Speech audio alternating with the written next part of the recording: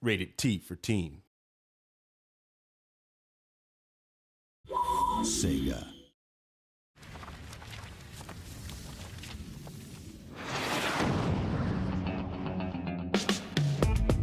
As with any story, an audience needs a compelling character to latch onto, and Tony Stark definitely fits the bill. I think the luckiest thing that happened was getting Robert Downey Jr. to play Tony Stark.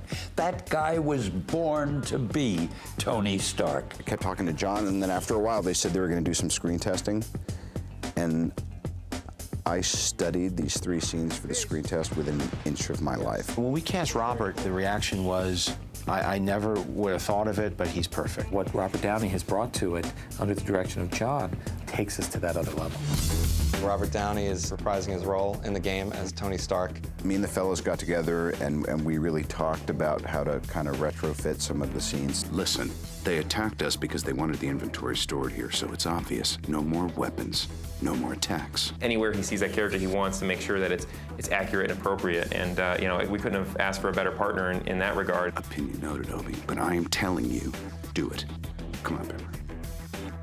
Nailed it. And as it turns out, we had fun, and it was kind of breezy and cool, and I love this kind of thing.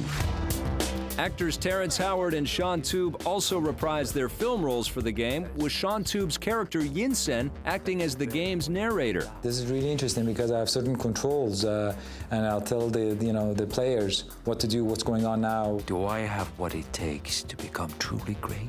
In the video game, it was strange because I didn't have any reaction. There was somebody else reading the lines. You're trying to perceive what might be the end result. No, the problem is you're out here fighting a war and you're not a soldier. And you can't be too sure, so it's a little more nerve-wracking. Stroll out of my airspace now.